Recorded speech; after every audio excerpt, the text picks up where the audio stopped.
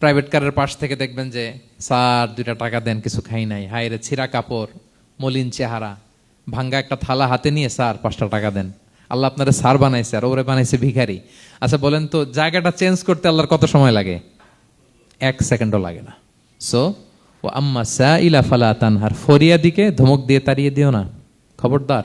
ওকে আল্লাহ ফরিয়াদি বানিয়ে পরীক্ষা করছে, আর তোমাকে আল্লাহ সম্পদশালী বানিয়ে পরীক্ষা করছে। আসসালামু আলাইকুম ওয়া রাহমাতুল্লাহি ওয়া বারাকাতুহু। নাহমাদুহু ওয়া নুসাল্লি আলা রাসূলিহিল কারীম, আম্মা বা'দু, ফাআউযু বিল্লাহি মিনাশ শাইতানির রাজীম। বিসমিল্লাহির রাহমানির রাহিম। ওয়াদ-দুহা ওয়াল-লাইলি ইযা সাজা মা ওয়াদ্দা'আকা রাব্বুকা ওয়া মা ক্বালা ওয়ালাল আখিরাতু খায়রুল লাকা মিনাল উলা। সাদাকাল্লাহুল আযীম।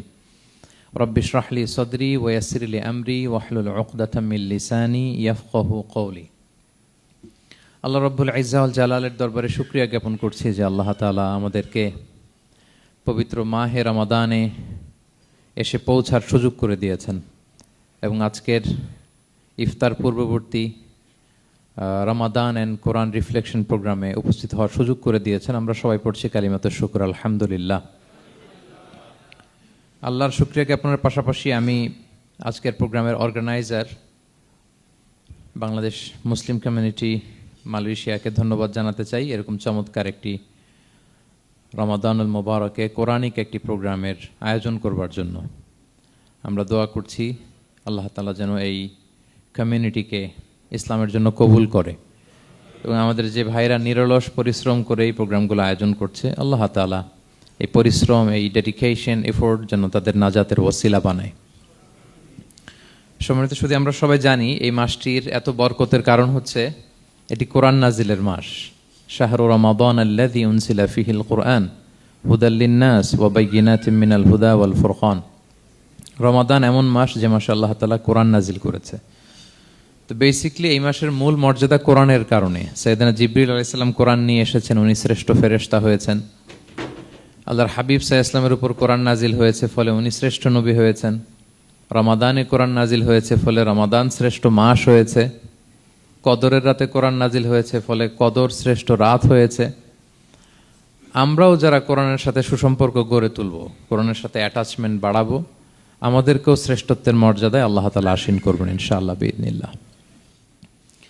তো আজকের প্রোগ্রামের আমার ফার্স্ট অ্যান্ড ফরমোস্ট রিমাইন্ডার হচ্ছে কোরআন নাজিলের মাসে আমরা যেন বেশি বেশি কোরআনের সাথে নিজেদের সম্পর্ককে নবায়ন করি এবং মজবুত করি।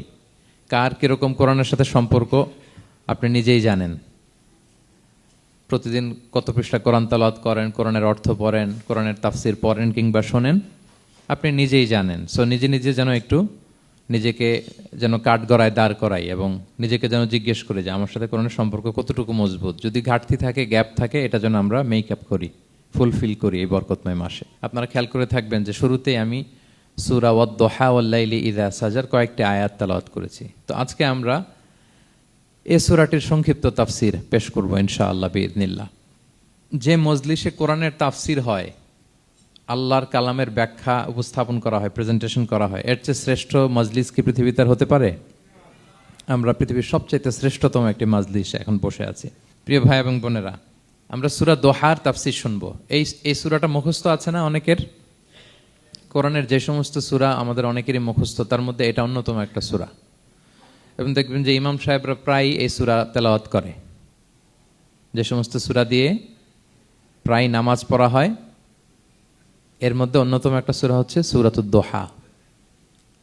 মুআয ইবনে জাবাল রাদিয়াল্লাহু তাআলা আনহুকে আল্লাহ রাসূল সাল্লাল্লাহু আলাইহি ওয়াসাল্লাম একটা এলাকার ইমাম বানিয়ে পাঠিয়েছিলেন। ওই এলাকার মুসল্লিরা ছিলেন, লোকজন ছিলেন শ্রমজীবী, কাজ করে খেত। সারাদিন ওট দিয়ে পানি সেচ করে খেজুর গাছে পানি দিত, খেজুরের চাষাবাদ করত, সারাদিন কষ্ট করে নামাজে যে জয়েন করত। তো উনি মাগরিবের নামাজে সূরা ফাতিহার পরে সূরা বাকারা তেলাওয়াত শুরু করলেন। সূরা বাকারা কোরআনের সবচেয়ে ছোট সূরা না? 286টা আয়াত, মানে সবচেয়ে বড় সূরা। তো মাগরিবের সালাত উনি যখন এত লম্বা তেলাওয়াত ধরলেন, মুসল্লিরা আর ইমাম সাহেবের সাথে থাকতে পারতেছে না। কারণ ওনারা তো, ইমাম সাহেবের হয়তো মন ফুরফুরে, উনি পড়তেছেন মনের আনন্দে দরাজ গলায়, কিন্তু মুসল্লিদের তো অবস্থা খারাপ। সারাদিন ওনারা খেতে খামারে কাজ করে আসছে, নামাজ ছেড়ে দিয়ে অনেকে চলে গেছে। একা একা নামাজ পড়ে যে আল্লাহ রাসূল সাল্লাল্লাহু আলাইহি ওয়াসাল্লামের কাছে যে বিচার দিল যে ইয়া রাসূলুল্লাহ, দেখেন এমন একজন ইমাম আপনি অ্যাসাইন করেছেন আমাদের এলাকায়, মাগরিবের নামাজে উনি সূরা বাকারা পড়ে, আর আমরা হচ্ছে শ্রমজীবী। রাসূল সাল্লাল্লাহু আলাইহি ওয়াসাল্লাম খুব রেগে গেলেন, মুআয ইবনে জাবালকে ডেকে বললেন, হে মুআয, আফাত্তানুন আন্ত, তুমি কি সমাজে ফিতনা ছড়াচ্ছ? তুমি জানো না এরা কারা? তোমার কি সূরা ওয়াদ-দুহা ওয়াল-লাইলি ইযা সাজা মুখস্থ নাই? তোমার কি ওয়াশ-শামসি ওয়া-দুহাহা এটা মুখস্থ নাই? তোমার কি সাব্বিহ ইসমা রাব্বিকাল আ'লা এই সূরাগুলো তোমার জানা নাই? উনি বললেন জানা আছে। তো এগুলো রেখে দিয়ে মাগরিবের নামাজে কেন সূরা বাকারা ধরলা? তোমার মুসল্লিরা তো শ্রমজীবী মুসল্লি। যখন ইমামের দায়িত্ব হচ্ছে পেছনে কারা আছে এটা খেয়াল করা। অনেক সময় ইমাম সাহেব আল্লাহু আকবার বলে যে নামাজ ধরছে, কি হচ্ছে পেছনে আর খোঁজ খবর নাই। আল্লাহর হাবিব সাল্লাল্লাহু আলাইহি ওয়াসাল্লাম কিন্তু এমন ইমাম ছিলেন না, উনি অত্যন্ত বিবেকবোধ সম্পন্ন একজন ইমাম ছিলেন। একবার পেছনে এক বাচ্চার কান্না শুনে উনি নামাজ ছোট করে দিয়েছেন। সবাই বললেন, ইয়া রাসূলুল্লাহ, এত ছোট নামাজ তো কখনো পড়তে দেখি না। তখন রাসূল সাল্লাল্লাহু আলাইহি ওয়াসাল্লাম বললেন, একটা ছোট বাচ্চার কান্নার আওয়াজ আমার কানে এসেছে। আমার মনে হচ্ছে বাচ্চাটাকে সামলাতে নারীদের কাতারে একটা মায়ের খুব কষ্ট হচ্ছে, এজন্য নামাজটা আমি খাটো করে দিয়েছি। দেখেন কি চিন্তা চেতনা, পিছনে কি হচ্ছে সব রাসূল সাল্লাল্লাহু আলাইহি ওয়াসাল্লাম এটা খেয়াল করতেন। তো এই সূরার একটা ফজিলত আপনি জানলেন যে রাসূল সাল্লাল্লাহু আলাইহি ওয়াসাল্লাম সূরা ওয়াদ-দুহা ওয়াল-লাইলি ইযা সাজা এটা তেলাওয়াত করতে বলেছিলেন মুআয ইবনে জাবাল রাদিয়াল্লাহু তাআলা আনহুকে। এটা কোরআনের 93 নম্বর সূরা। কত নাম্বার? এটা মাক্কি সূরা, আর নাজিলের ধারাবাহিকতা অনুযায়ী এটা 11তম সূরা। মানে এই সূরার আগে আরো 10টা সূরা নাজিল হয়েছিল, তার মানে মক্কার একেবারে শুরুর দিকে এই সূরাটা নাজিল হয়েছিল। আপনারা জানেন যে এবছর আমার একটা বই এসেছে এক নজরে কোরআন নামে, সেখানে আমি প্রত্যেকটা সূরার সার সংক্ষেপ নিয়ে সংক্ষেপে, খুব সংক্ষেপে, কখনো যদি সুযোগ হয় আপনারা দেখবেন যে প্রত্যেকটা সূরা 5 পৃষ্ঠার মধ্যে আমরা নিয়ে আসার চেষ্টা করেছি।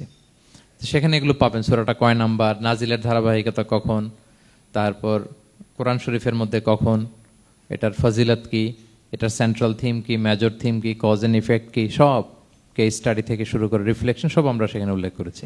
তো এই সূরাটা শুরুর দিকে, একেবারে শুরুর দিকে নাজিল হয়েছে। তার আগে মাত্র 10টি সূরা নাজিল হয়েছে। তো নাজিল হতে হতে 10টা সূরা যখন নাজিল হলো, এরপর অনেক দিন রাসূল সাল্লাল্লাহু আলাইহি ওয়াসাল্লামের কাছে কোনো সূরা নাজিল হয় না। কয়দিন নাজিল হয় না? কোনো বর্ণনায় 15 দিন, কোনো বর্ণনায় 1 মাস, কোনো বর্ণনায় 2 মাস, কোনো বর্ণনায় 6 মাস, টানা 6 মাসের গ্যাপ ওহী নাজিল হয় না। আল্লাহর হাবিব সাল্লাল্লাহু আলাইহি ওয়াসাল্লাম তিনি ওহী মিস করতে শুরু করলেন, যে ঘটনা কি, কোরআন নাজিল হচ্ছে না কেন, হঠাৎ এত গ্যাপ কেন? ওনার মাথায় কয়েকটা জিনিস ঘুরপাক খেলো। একটা ঘুরপাক খেলো যে আমার কোনো কাজে আল্লাহ আবার অসন্তুষ্ট হলো নাকি, অথবা আমি কোরআনের আয়াত এই বাণীগুলো পৌঁছে দেওয়ার ক্ষেত্রে আমার কোনো গাফলতি হয়ে গেল নাকি, সামহাও কি আল্লাহর সাথে আমার কানেকশন এটা কি লুজ হয়ে যাচ্ছে, আমি কি কোনোভাবে আল্লাহ থেকে দূরে সরে পড়তেছি। রাসূল সাল্লাল্লাহু আলাইহি ওয়াসাল্লাম টেনশনে পড়ে গেলেন, চিন্তায় পড়ে গেলেন, কি রে ওহী আসে না কেন, আসে না কেন, আসে না কেন। এটা ছিল একটা দিক। আরেকটা দিক হচ্ছে আল্লাহর হাবিব সাল্লাল্লাহু আলাইহি ওয়াসাল্লামের কাছে কোরআনের আয়াত যাই নাজিল হতো উনি যে লোকদের কাছে প্রচার করে দিতেন। এখন নাজিল হয়েছে এখনই যে প্রচার শুরু, রাতে নাজিল হয়েছে রাতেই প্রচার শুরু, দিনে নাজিল হয়েছে দিনেই প্রচার শুরু, যখন নাজিল তখন প্রচার। কারণ আল্লাহ তাআলা বলেছেন, ইয়া আইয়ুহার রাসূলু বাল্লিগ মা উনজিলা ইলাইক মির রাব্বিক, আপনার রবের পক্ষ থেকে যা নাজিল হয়েছে প্রচার করেন। তো এই যে মাঝখান দিয়ে কয়েক মাস যার কোনো প্রচার টচার করে না, মুশরিকরা টিটকারি মারতে শুরু করলো, বলে কি মুহাম্মদ, তোমার আল্লাহ তোমার ভুলে গেছে বোধহয়, তোমার আল্লাহ বোধহয় তোমাকে আর পছন্দ করে না। আগে তো প্রতিদিন কিছু না কিছু শোনাতা যে এইটা নাজিল হয়েছে, ওইটা আসছে, এই বিধান ওই বিধান, এখন তো কোনো খোঁজ খবর নাই। ঘটনা কি? আল্লাহর হাবিব সাল্লাল্লাহু আলাইহি ওয়াসাল্লামের চাচি উম্মে জামিল, আবুল হাবির স্ত্রী, সে আরো খারাপ কথা বললো। সে বলল, ইন্না শাইতানাকা কদ তারাকাক, তোমার কাছে যে একটা শয়তান আসতো এখন বোধহয় আর আসে না মুহাম্মদ, নাউযুবিল্লাহি মিন যালিক। এটা দিয়ে জিবরিল আলাইহিস সালামকে বুঝিয়েছেন। জিবরিল এসে কি কি যেন বলে, কই এখন তো কিছু বলো না। তো রাসূল বলবে কি করে, কারণ তিনি তো মন গড়া কিছু বলতেন না। আল্লাহর হাবিব সাল্লাল্লাহু আলাইহি ওয়াসাল্লাম মনে যা ইচ্ছা হয় মন গড়া কখনো কিছু বলেছেন? আওয়াজ করে বলেন, মন গড়া বলতেন তিনি? ওমা ইয়ানতিকু আনিল হাওয়া ইন হুয়া ইল্লা ওয়াহয়ুন ইউহা, আল্লাহর ওহী আসলে সেটা শোনাতেন। তো ওহীও আসে না, উনি শোনাতেও পারে না, ওহীও নাই, উনি শোনাতেও পারে না। এই যে একটা কষ্টকর মুহূর্ত রাসূল সাল্লাল্লাহু আলাইহি ওয়াসাল্লামের, কিরে মাসের পর মাস চলে গেল ওহী আসতেছে না কেন, আমার কি কোনো ভুল হচ্ছে নাকি, আল্লাহকে আমাকে অপছন্দ করলেন? রাসূল সাল্লাল্লাহু আলাইহি ওয়াসাল্লাম যখন এরকম দুশ্চিন্তিত, পেরেশান, অ্যাংজাইটিতে পড়ে গেলেন, ভারাক্রান্ত, ঠিক তখন রাসূল সাল্লাল্লাহু আলাইহি ওয়াসাল্লামকে সান্ত্বনা দেওয়ার জন্য এই সূরাটা আল্লাহ নাজিল করেছেন। সান্ত্বনা দেওয়ার জন্য এই সূরাটা বেশ আশা জাগানিয়া সূরা, মোটিভেশনাল সূরা, ইন্সপিরেশনাল সূরা। আপনার মন খারাপ হলে আপনি এই সূরাটা পড়বেন, এই সূরাটা, এবং এটার পরে আরেকটা সূরা আছে, সূরাতু আলাম নাশরাহ, আপনার মন ভালো হয়ে যাবে। এটাকে দি অ্যান্টি ডিপ্রেসেন্ট সূরা বলে, মানে ডিপ্রেশন কাটায় ফেলে। আমাদের এরকম অনেক সময় হয় না যে হতাশ, দেয়ালে পিঠ ঠেকে গেছে, কোনো বের হওয়ার রাস্তা নাই, কই যাব, কোথাও সফলতা নাই, সবাই আমাকে ভুল বুঝতেছে, এরকম মাঝে মাঝে হয় না? আমাদের সবার লাইফে আপস অ্যান্ড ডাউনস আছে। আপনি যখন ভারাক্রান্ত হবেন, কষ্টে থাকবেন, এই সূরাটা পড়বেন, দেখবেন যে আপনার ডিপ্রেশন দূর হয়ে গেছে। তো আল্লাহর হাবিব সাল্লাল্লাহু আলাইহি ওয়াসাল্লাম যখন এরকম ভারাক্রান্ত ছিলেন, চিন্তিত ছিলেন, তখন আল্লাহর হাবিব সাল্লাল্লাহু আলাইহি সাল্লামকে চিন্তামুক্ত করবার জন্য আল্লাহ তাআলা এই চমৎকার সূরাটি নাজিল করেছেন। আল্লাহ নাজিল করলেন, আউযু বিল্লাহি মিনাশ শাইতানির রাজিম, বিসমিল্লাহির রহমানির রহিম, ওয়াদ-দুহা ওয়াল-লাইলি ইযা সাজা মা ওয়াদ্দাআকা রাব্বুকা ওয়া মা ক্বালা ওয়ালাল আখিরাতু খায়রুল লাকা মিনাল উলা ওয়ালা সাউফা ইউতিকা রাব্বুকা ফাতারদা। আল্লাহ তাআলা বললেন ওয়াদ-দুহা, আলোর শপথ। আমি একবার সরল বঙ্গানুবাদ করি, তারপরে আমি তাফসিরে ঢুকছি। ওয়াদ-দুহা, আলোর শপথ। ওয়াল-লাইলি ইযা সাজা, রাতের শপথ, যখন রাত নিঝুম নিস্তব্ধ হয়। মা ওয়াদ্দাআকা রাব্বুকা ওয়া মা ক্বালা, নবী হে, আপনার রব আপনার উপর অসন্তুষ্টও হয় নাই, আপনাকে ছেড়েও যায় নাই, আপনার রব আপনার সাথেই আছে। আলহামদুলিল্লাহ। ফিল করবেন যে আল্লাহ আমার সাথে আছে। সবসময় এটা ফিল করতে হবে যে আল্লাহ তাআলা আমার সাথে আছেন, তিনি আমাকে ভুলে যান নাই, ছেড়ে যান নাই। আরে তার রহমত ছাড়া তো একটা শ্বাস নেওয়া তো আমার সম্ভব না, ঠিক কিনা বলেন? আল্লাহর রহমত ছাড়া একটি সেকেন্ড এই পৃথিবীতে সার্ভাইভ করা কি আমাদের পক্ষে সম্ভব না? ওয়ালাল আখিরাতু খায়রুল লাকা মিনাল উলা, নবী হে, আপনার পরবর্তী সময় পূর্ববর্তী সময়ের চেয়ে অনেক ভালো হবে ইনশাআল্লাহ। মানে good days are coming in your life, ভালো সময় আসতেছে। ওয়ালা সাউফা ইউতিকা রাব্বুকা ফাতারদা, আর আপনার রব আপনাকে এত দিবেন আপনি খুশি হয়ে যাবেন। আপনার রব আপনাকে এত দিবেন আপনি নিয়ে কুলাতে পারবেন না। আলাম ইয়াজিদিকা ইয়াতীমান ফাআওয়া, নবী আপনি কি ইয়াতীম ছিলেন না? তিনি কি আপনাকে আশ্রয় দেননি? ওয়া ওয়াজাদাকা দাল্লান ফাহাদা, আপনি পথ খুঁজতেছিলেন, আল্লাহ আপনাকে পথ দেখিয়েছেন। ওয়া ওয়াজাদাকা আইলান ফাআগনা, আপনি নিঃস্ব রিক্ত হস্ত ছিলেন, আল্লাহ তাআলা আপনাকে ধনী বানিয়েছেন। ফাআম্মাল ইয়াতীমা ফালা তাকহার, খবরদার এতিমের সাথে কখনো কঠোর হবেন না। ওয়া আম্মা সাইলা ফালা তানহার, ফরিয়াদি যে সুয়াল করে হাত পাতে তাকে ধমক দিয়ে তাড়িয়ে দিবেন না। ওয়া আম্মা বিনি'মাতি রাব্বিকা ফাহাদ্দিস, আর আপনার রবের যে নেয়ামত আপনার প্রতি, এটার বর্ণনা করুন। সুবহানাল্লাহ। এই হচ্ছে সরল অনুবাদ সূরাতুদ দুহার। এবার আসুন আমরা এটার তাফসিরে ঢুকি। আল্লাহ তাআলা প্রথমে দুইটা শপথ করলেন, কসম করলেন, দুইটা ওথ। আমরা যদি সংক্ষেপে ভাগ করি তাহলে 11 আয়াত বিশিষ্ট এই সূরাতে প্রথম 2 আয়াতে দুইটা শপথ আছে, তারপরের 3টা আয়াতে রাসূল সাল্লাল্লাহু আলাইহি ওয়াসাল্লামকে 3টা কনফার্মেশন দেওয়া হয়েছে, সুসংবাদ দেওয়া হয়েছে। এরপরের 3টা আয়াতে আল্লাহর হাবিব সাল্লাল্লাহু আলাইহি ওয়াসাল্লামের অতীতে আল্লাহ কি নিয়ামত দিয়েছেন সেটার একটা রিমাইন্ডার দেওয়া হয়েছে। আর সবশেষে 3টা ওয়ার্ক প্ল্যান দেওয়া হয়েছে, কর্মসূচি, সেগমেন্ট। আপনি এক নজরে কোরআন এগুলো পাবেন, এরকম সেগমেন্ট আকারে আমরা ভাগ করেছি। আই রিপিট, আমি আবারও বলছি, সূরা দোহার 11 আয়াত বিশিষ্ট এই সূরার প্রথম 2 আয়াতে 2টি শপথ, তারপরের 3 আয়াতে 3টি সুসংবাদ, তারপরের 3 আয়াতে অতীতে যে রাসূলকে নেয়ামত দেওয়া হয়েছিল সেটা স্মরণ করিয়ে দেওয়া, আর শেষ 3 আয়াতে 3টা ওয়ার্ক প্ল্যান, কর্মসূচি, রাসূল সাল্লাল্লাহু আলাইহি ওয়াসাল্লাম কি করবেন। ক্লিয়ার হয়ে গেছে না সূরাটা? আসুন এবার তাফসিরে ঢুকি। আল্লাহ তাআলা বললেন ওয়াদ-দুহা, নবী আলোর শপথ। আলো, দোহা মানে আলো। আমার সাথে আওয়াজ করে বলুন, দোহা মানে কি? আলো, সকালের আলো, প্রভাতের সূর্য কিরণ। দিনের প্রথম অংশে একটা সানশাইন থাকে না, খুব চমৎকার লাগে 9টা-10টার দিকে, হ্যাঁ, সানশাইন। এই সকালের সানশাইনটাকে আরবিতে বলে দোহা। এই জন্য এই সময় আল্লাহর হাবিব সাল্লাল্লাহু আলাইহি ওয়াসাল্লাম নামাজ পড়তেন, এটাকে বলে সলাতুদ দোহা, মানে দোহার নামাজ। এটাকে বলে সলাতুদ দোহা, দোহার নামাজ। তো দেখেন রাসূল সাল্লাল্লাহু আলাইহি ওয়াসাল্লামের মন ভালো করবার জন্য প্রথমে আল্লাহর ওয়ার্ডিংটা দেখেন, আল্লাহ তাআলা কেমন চমৎকার শব্দ চয়েস করেন। প্রথমে আল্লাহ বললেন আলো। আলো বললেই তো মনটা ভালো হয়ে যায়, কি বলেন? এই আলো মানে আশার আলো, সম্ভাবনার আলো, প্রশান্তির আলো। ওয়াদ-দুহা, আলোর শপথ। মানে নবী আপনি হতাশ হবেন না, হাল ছাড়বেন না, ভরসা রাখুন। আপনি ঘর থেকে বের হন, দেখুন কি চমৎকার আলো। It's a beautiful day out there, জান, হোয়াট এ নাইস সানশাইন। কি চমৎকার উজ্জ্বল প্রভাতের সূর্য কিরণ, এত চমৎকার জলজলে সানশাইনিং এনভায়রনমেন্ট, আপনার মন খারাপ হয় কি করে? ওয়াদ-দুহা, দোহার শপথ মানে প্রভাতের সূর্য কিরণের শপথ। আবার বললেন ওয়াল-লাইলি ইযা সাজা, রাতের শপথ, যখন সে রাত নিঝুম হয়, গভীর হয়, নিস্তব্ধ হয়, দুইটা শপথ, আলোর শপথ আর রাতের অন্ধকারের শপথ। আলোর শপথ বলে বেসিকলি আল্লাহ তাআলা ওহির আগমনকে বুঝিয়েছেন, আর রাতের শপথ বলে আল্লাহ তাআলা বেসিকলি ওহির অনুপস্থিতিকে বুঝিয়েছেন। মানে রাত দিন দুইটাই যেমনি লাগে, আল্লাহ তাআলা বোঝাতে চাইলেন নবী আপনি টেনশন করবেন না, আমি উইথ ইউ, আমি আপনার সাথে আছি। ওহি আসা না আসা দুইটাই গুরুত্বপূর্ণ। রেগুলার যদি ওহি আসে, এটা রিসিভ করতে আপনার কষ্ট হয়ে যাবে। আল্লাহর পক্ষ থেকে আসমানি কিতাবের যে ওহি, এটা সাধারণ কোনো কথা না। ইন্না সানুলকি আলাইকা কওলান সাকিলা, এটা খুব ভারী, হেভি ওয়েট। এটা পাহাড়ে নাজিল করলে, লাউ আনজালনা হাযাল কুরআনা আলা জাবাল লারাআইতাহু খাশিআম মুতাসাদ্দিআম মিন খাশিয়াতিল্লাহ, এটা মাউন্ট এভারেস্টের উপর নাজিল করলে পাহাড় ভেঙে খান খান হয়ে যেত। শীতের রাতে কোরআন নাজিল হলে রাসূল সাল্লাল্লাহু আলাইহি ওয়াসাল্লাম ঘেমে একাকার হয়ে যেতেন, কপাল বেয়ে টপ টপ করে ঘাম পড়তে ওহি রিসিভ করতে যেয়ে। তিনি ওটের উপরে করে মরুভূমিতে চড়ছেন, ওহি নাজিল হলে ওটের বুক মাটিতে মিশে যেত। এক সাহাবার মাথায়, পায়ের মধ্যে মাথা রেখে রাসূল সাল্লাল্লাহু আলাইহি ওয়াসাল্লাম শুয়েছিলেন, তখন ওহি নাজিল হলো। সাহাবা বলছেন ওহির ভারে মনে হচ্ছে যে আমার পায়ের হাড্ডিটাই ফেটে যাবে।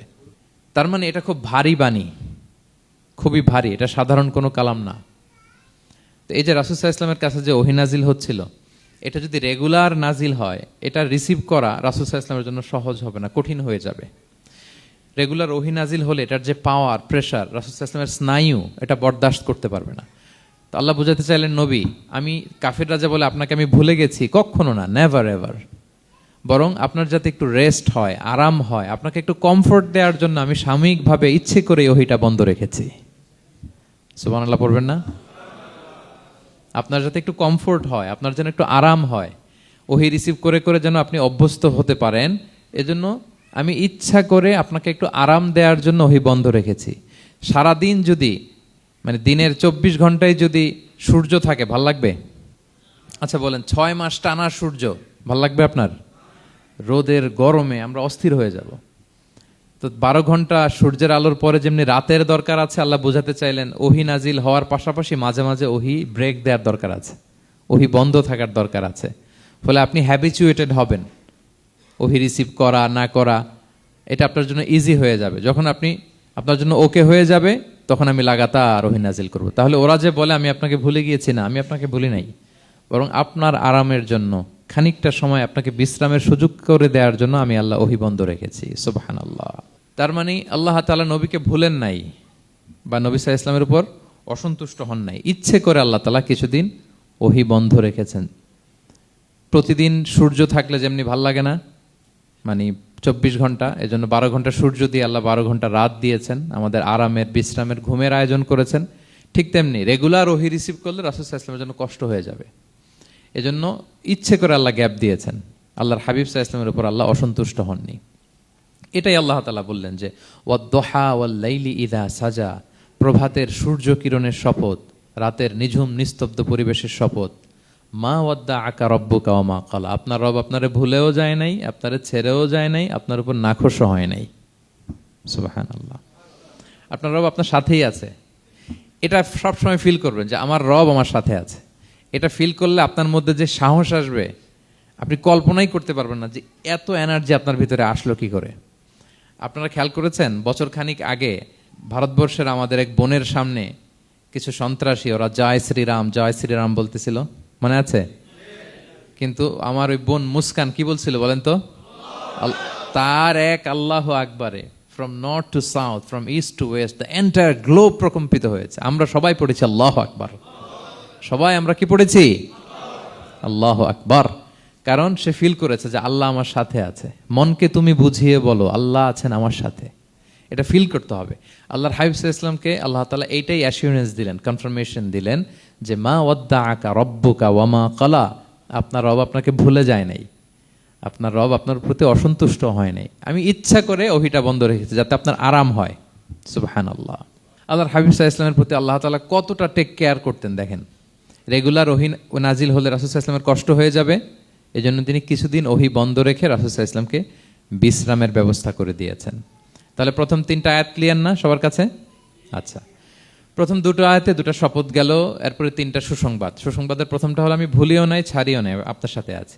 এরপর আল্লাহ বললেন ওয়ালাল আখিরাতু খায়রুল লাকা মিনাল উলা, নবী হে আপনার পরবর্তী সময় পূর্ববর্তী সময়ের চেয়ে ভালো হবে, নিশ্চয়ই আপনার পরবর্তী সময় পূর্ববর্তী সময়ের চেয়ে ভালো হবে। তার মানে গুড ডেইজ আর কামিং, ভালো সময় আপনার জীবনে আসছে, আপনি হতাশ হবেন না, নিরাশ হবেন না।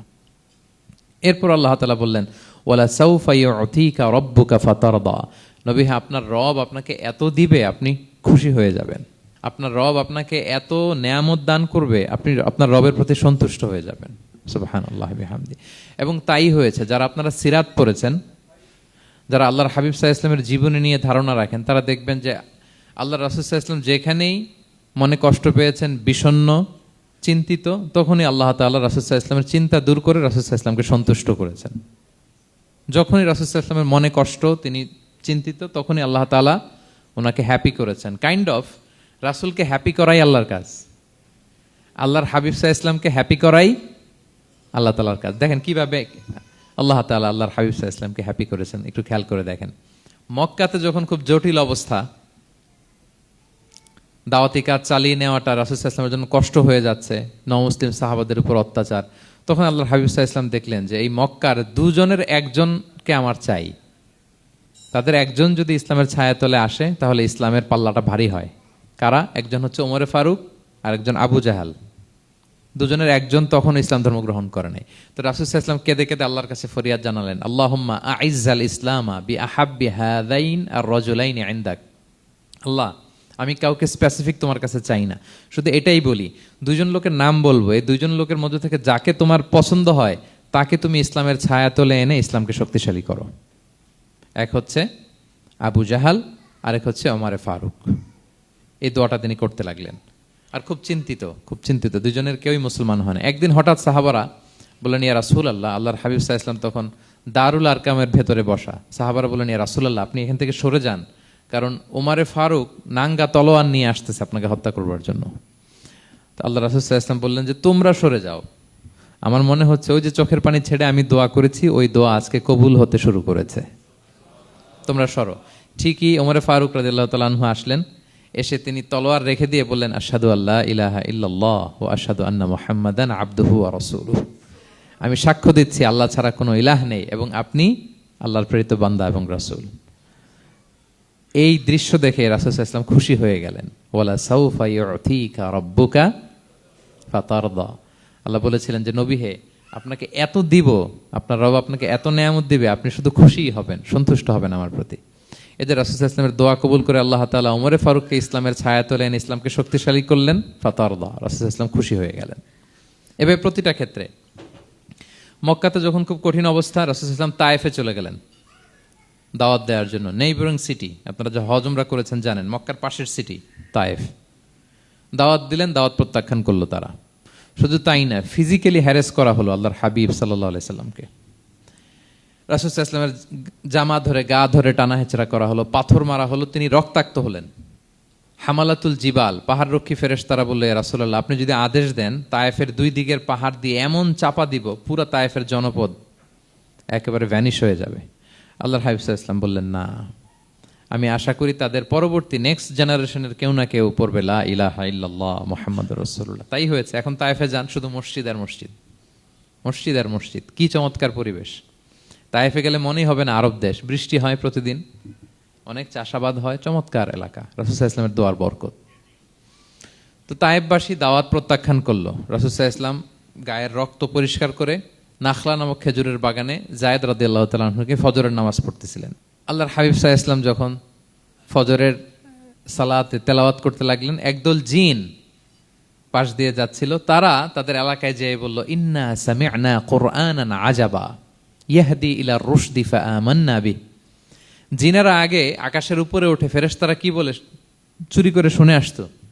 হঠাৎ জিনেরা আর উপরে যেতে পারে না, উপরে যেতে চাইলেই ফাআতবাআহু শিহাবুন সাকিব, আগুনের পাথর মারা হয়। ঘটনা কি? সব জিনেরা বৈঠক বসালো। ঘটনা কি?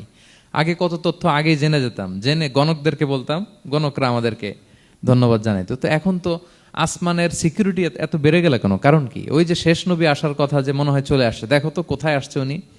খুঁজতে খুঁজতে খুঁজতে একদল ওই দিন ফজরের সময় আল্লাহর হাবিব সাল্লাল্লাহু আলাইহি ওয়াসাল্লাম রক্তাক্ত হয়ে ফজরের সালাত যখন পড়তেছেন, ওই কোরআন তেলাওয়াত শুনে তারা এলাকায় যেয়ে বলল যে ইন্না সামি'না কুরআনান আজাব, এক আজীব কোরআন শুনে আসছি, ইয়াহদি ইলা রুশদি, এই কোরআন মানুষকে হেদায়েতের পথে নিয়ে যায়। ফা আমান্না বি, আমরা ঈমান এনে ফেললাম। সুবহানাল্লাহ পড়েন। তো রাসূল সাল্লাল্লাহু আলাইহি ওয়াসাল্লাম তো এটা জানেন না। আল্লাহ তাআলা জিবরাইল মারফত জানালেন যে হে নবী, আপনি এসেছিলেন ম্যানকাইন্ডকে দাওয়াত দিতে তায়েফের, তারা দাওয়াত গ্রহণ করে নাই, ম্যানকাইন্ড রিজেক্ট করেছে। কিন্তু আরেকটা জাতি আছে যাদেরকে আপনি দেখেন না, তাদেরকে বলে জিন কাইন্ড, মানে জিন জাতি। পুরো জিন জাতি কালিমা পড়ে মুসলমান হয়ে গিয়েছে নবী। বলে সাউফা ইউতিকা রাব্বুকা ফাতারদা, নবী আপনার রব আপনাকে এত নেয়ামত দিবেন আপনি খুশি হয়ে যাবেন। নবী সাল্লাল্লাহু আলাইহি ওয়াসাল্লাম ওইখানে আবার খুশি হয়ে গেলেন, রক্তাক্ত, ইনজুর্ড। কিন্তু যখন শুনলেন মানুষ জাতি তারা ঈমান আনে নাই, কিন্তু জিন জাতি তারা ঈমান এনেছে, আল্লাহর হাবিব সাল্লাল্লাহু আলাইহি ওয়াসাল্লাম আবার আনন্দিত হলেন। তাহলে আল্লাহর হাবিব সাল্লাল্লাহু আলাইহি সাল্লামকে আনন্দিত করাই হচ্ছে আল্লাহর কাজ, খুশি রাখাই হচ্ছে আল্লাহর কাজ। সুবহানাল্লাহি বিহামদি। আল্লাহর হাবিব সাল্লাল্লাহু আলাইহি সাল্লামের বয়স যখন 50 বছর, ওনার কাছের দুজন আত্মীয় মারা গেল। ওনার প্রিয়তমা স্ত্রী খাদিজা রাদিয়াল্লাহু তাআলা আনহা ইন্তেকাল করলেন, ওনার প্রিয় চাচা আবু তালেব ইন্তেকাল করলেন। দুজনই শেল্টার দিত, একজন ঘরে একজন বাইরে। আবু তালেবের কারণে কেউ রাসূল সাল্লাল্লাহু আলাইহি ওয়াসাল্লামের গায়ে হাত তোলার সাহস পায় নাই। তো উনি যখন ইন্তেকাল করলেন, রাসূল সাল্লাল্লাহু আলাইহি ওয়াসাল্লাম বিপদে পড়ে গেলেন। সারাদিন কাফেরদের বকা ঝকা গালি খেয়ে ঘরে যখন আসতেন, খাদিজা রাদিয়াল্লাহু তাআলা আনহার কথা শুনলে ওনার হৃদয়টা প্রশান্ত হয়ে যেত। তো বাইরের চাচাও নাই, ভেতরের স্ত্রীও নাই, দুজনই মারা গেলেন ওই বছর। ওই বছরকে বলা হয় আমুল হুজন, মানে দুশ্চিন্তার বছর। এত ভারাক্রান্ত আল্লাহর হাবিব সাল্লাল্লাহু আলাইহি ওয়াসাল্লাম হলেন, চিন্তিত হলেন, মনটা ভেঙে খান খান। আল্লাহ তাআলা কিন্তু ঠিকই বুঝেন যে তার হাবিবকে কখন হ্যাপি করতে হবে। আল্লাহ তাআলা তখন সাইয়েদনা জিবরাইল আলাইহিস সালামকে পাঠালেন যে যাও, আমার বন্ধুকে আর পৃথিবীতে থাকার দরকার নাই, আমার বন্ধুকে ঊর্ধ্ব জগতের নৈশ ভ্রমণের ইনভাইটেশন দিয়ে আসো, মানে মেরাজের ইনভাইটেশন দিয়ে আসো। পড়েন সুবহানাল্লাহ। সুবহানাল্লাযী আসরা বিআবদিহি লাইলাম মিনাল মাসজিদিল হারামি ইলাল মাসজিদিল আকসা, মসজিদুল হারাম থেকে মসজিদুল আকসায়, তারপরে উপরে সুম্মা দানা ফাতাদাল্লা ফাকানা কাবা কাউসাইনি আও আদনা। আল্লাহর আরশে চড়ে গেলেন, জান্নাত জাহান্নাম দেখিয়ে, নতুন কিছু গিফট দিয়ে, তার পেয়ারা হাবিবের মন ভালো করে এরপরে আবার দুনিয়ায় পাঠালেন। ওয়ালা সাউফা ইউতিকা রাব্বুকা ফাতারদা, নবী হে আপনাকে এত নেয়ামত দিব আপনি শুধু খুশি হবেন আর সন্তুষ্ট হবেন। সুবহানাল্লাহ। এবার বুঝতে পারতেছেন কিভাবে আল্লাহর হাবিবকে আল্লাহ তাআলা খুশি করেছেন। মক্কায় আর থাকতে পারতেছেন না, এমন অবস্থা যে কোনো সময় আল্লাহর হাবিব সাল্লাল্লাহু আলাইহি ওয়াসাল্লামকে হত্যা করা হবে। আল্লাহ তাআলা আল্লাহর হাবিবের জন্য নতুন জায়গার ব্যবস্থা করে দিলেন, তওবা কিংবা তাইবা, যেটাকে আমরা মদিনা বলি। তিনি মদিনায় গেলেন, আবার রাসূল সাল্লাল্লাহু আলাইহি ওয়াসাল্লামের হৃদয় প্রশান্ত হলো। কিন্তু মদিনায় যে তিনি কাবাকে মিস করতে আরম্ভ করলেন। আল্লাহর হাবিব সাল্লাল্লাহু আলাইহি ওয়াসাল্লাম নবী হওয়ার পরে টানা 14 বছর কিবলা ছিল কিন্তু বাইতুল মাকদিস। কিন্তু মক্কায় যখন তিনি ইবাদত করতেন, তিনি বাইতুল মাকদিসের দিকেই হয়েই নামাজ পড়তেন, কিন্তু সামনে কাবাটারে রাখতেন। কথা বুঝতে পেরেছেন? মক্কায় যখন তিনি নামাজ পড়তেন 13 বছর, কিবলা যেহেতু বাইতুল মাকদিস, বাইতুল মাকদিসের দিকেই হয়ে নামাজ পড়তেন, কিন্তু মাঝখানে রাখতেন কোনটারে? কাবাকে। তাহলে কেমন যেন কাবাই তার সামনে। আচ্ছা, কিন্তু মদিনায় যখন গেলেন, এখন তো আর সুযোগ নাই, কাবা একদিকে, বাইতুল মাকদিস আরেক দিকে, এখন কাবাকে আর সামনে রাখা যাচ্ছে না, মিস করতে লাগলেন কাবাকে। আর প্রত্যেক নামাজের পরে আকাশের দিকে তাকায় থাকেন, ইস আল্লাহ যদি আয়াত নাজিল করে আমার জন্মস্থান যে মক্কা, আমার পূর্বপুরুষ ইব্রাহিম আলাইহিস সালামের যে ওই কাবার দিকে যদি কিবলাটা ঘুরাই দিত কতই না ভালো হতো। আল্লাহ বলেন যে আপনি যে কদ নারা তাকাল্লুবা ওয়াজহিকা ফিস সামা, নবী আপনি যে আকাশের উপর চেহারা উঠিয়ে মনে মনে কি চান আমি তো বুঝি। আল্লাহর হাবিব সাল্লাল্লাহু আলাইহি ওয়াসাল্লামকে খুশি করার জন্য আল্লাহ আয়াত নাজিল করলেন, ফাওয়াল্লি ওয়াজহাকা শাতরাল মাসজিদিল হারাম। নবী হ্যাঁ, আপনাকে খুশি করার জন্য নতুন বিধান নাজিল করলাম, এখন থেকে ফ্রম রাইট নাও আপনি যখনই নামাজ পড়বেন এখন থেকে কাবামুখী হয়ে আপনি সালাত আদায় করবেন। তাহউইলুল কিবলা, কিবলা পরিবর্তন হয়ে গেল। সুবহানাল্লাহ বিহামদি। আপনারা মসজিদে নববীর পাশে মদিনাতে একটা মসজিদ দেখবেন, এটাকে বলে মসজিদ যুল কিবলাতাইন। এমন মসজিদ যে মসজিদে এক নামাজে 2 কিবলা শেয়ার করা হয়েছিল। মানে এই আয়াত যখন নাজিল হলো, আল্লাহর হাবিব সাল্লাল্লাহু আলাইহি ওয়াসাল্লামের সাথে একজন নামাজ পড়ে যে ওই মসজিদে যে দেখে কিছু লোক নামাজ পড়তেছে ওই বাইতুল মাকদিসের দিকে হয়ে, কারণ তখন পর্যন্ত ওইটাই কিবলা। তিনি নামাজরত অবস্থায় এদেরকে বললেন যে তোমরা তো জানো না এই মাত্র আয়াত নাজিল হয়েছে, কিবলা কিন্তু আর ওই দিক নাই, ডাইরেকশন চেঞ্জ, এদিকে হয়ে যাও। তো ইমাম সহ মুসল্লি সব ঘুরে নামাজের মধ্যে ওইদিকে হয়ে গেছে। তাহলে একই নামাজে 2টা কিবলা শেয়ার করা হয়েছে, ফলে তখন থেকে মসজিদের নাম হয়ে গেছে মসজিদ যুল কিবলাতাইন, 2 কিবলাওয়ালা মসজিদ। তাহলে দেখেন আল্লাহর হাবিব সাল্লাল্লাহু আলাইহি ওয়াসাল্লামকে খুশি করার জন্য আল্লাহ তাআলা কিবলা চেঞ্জ করে দিছে। সুবহানাল্লাহ বলতে পারলেন না? এভাবে যখনই আল্লাহর হাবিব সাল্লাল্লাহু আলাইহি ওয়াসাল্লাম বিষণ্ণ, চিন্তিত, মন খারাপ, ওনার মন ভালো করার দায়িত্ব নিয়েছে কে? জিব্রাইল এসে শোনাতে লাগলো আগের জামানায় কেউ 500 বছর 700 বছর হায়াত পেয়েছে। বনি ইসরাইলের অনেক মুজাহিদ 1000 বছর জেহাদ করেছে। কয় হাজার বছর জেহাদি করছে? 1000 বছর। আমরা হায়াত পাই কয় বছর? আমাদের হায়াত কয় বছর অন অ্যান অ্যাভারেজ? 60-70। আল্লাহর হাবিব সাল্লাল্লাহু আলাইহি ওয়াসাল্লাম এটাই বলেছেন যে আমার উম্মতি মা বাইনা 60 ইলা 70, আমাদের গড় আয়ু 60 থেকে 70। ওয়া আকাল্লুহুম মা ইয়াজুযু যালিক, আর সামান্য অল্প সংখ্যকই মানুষ এটাকে ক্রস করতে পারে। এই কথা শুনে যে আগের উম্মত 1000 বছর জেহাদ করছে, এটা শুনে রাসূল সাল্লাল্লাহু আলাইহি ওয়াসাল্লাম আবার কাঁদতে আরম্ভ করলেন, হায় রে আমার গুনাহগার উম্মতের কি হবে? আমার উম্মত তো 60-70ই শেষ, আমার উম্মতের কি হবে? আবার চিন্তিত, আবার কান্নাকাটি। তখন আল্লাহ তাআলা নাজিল করলেন, ইন্না আনসালনাহু ফি লাইলাতিল কদর ওমা আদরাকা মা লাইলাতুল কদর লাইলাতুল কদরি খায়রুম মিন আলফি শাহর। নবী আপনি কাঁদবেন না, ওদেরকে হায়াত দিছি বেশি, কদর দেই নাই। আপনার উম্মতকে হায়াত কম দিছি, কিন্তু আপনার উম্মতের জন্য আমি লাইলাতুল কদর রেখে দিয়েছি। এক কদরের রাতে ইবাদত করলে খায়রুম মিন আলফি শাহর, 1000 মাস ইবাদত করলে যে পরিমাণ সওয়াব, অতটুকু না, খায়ের এর চেয়ে বেশি সওয়াব আল্লাহ তাআলা আপনার উম্মতের আমলনামায় দিয়ে দিবেন। আবার আল্লাহর হাবিব সাল্লাল্লাহু আলাইহি ওয়াসাল্লাম মন ভালো হয়ে গেল। ওয়ালা সাউফা ইউতিকা রাব্বুকা, সবাই বলেন ওয়ালা সাউফা ইউতিকা রাব্বুকা ফাতারদা। নবী হে এত দিব, আপনি শুধু হ্যাপি হবেন, হ্যাপি। এরপরে বদরের যুদ্ধে বিজয় দান করলেন, মক্কা বিজয় দান করলেন, তাবুক যুদ্ধে বিজয় দান করলেন। সব শেষে জান্নাতে ওনার জন্য স্পেশাল একটা জায়গা থাকবে, ওই জায়গায় কেউ বসতে পারবে না। জায়গাটার নাম মাকামে মাহমুদ। ওয়া মিনাল লাইলি ফাতাহাজ্জাদ বিহি নাফিলাতাল লাকা আসা আন ইয়াবআসাকা রাব্বুকা মাকামাম মাহমুদা। ওই মাকামে মাহমুদের সিংহাসনে আল্লাহর হাবিব সাল্লাল্লাহু আলাইহি ওয়াসাল্লাম বসবেন, ওনার জন্য স্পেশাল, খাস, কেউ এখানে বসতে পারবে না। তার মানে হ্যাপি শুধু দুনিয়াতেই করবে না আল্লাহ তাআলা, আল্লাহর হাবিবকে আখিরাতেও করবে। আল্লাহর হাবিব সাল্লাল্লাহু আলাইহি ওয়াসাল্লামকে কাউসার দেয়া হবে, ইন্না আতাইনা কাল কাউসার।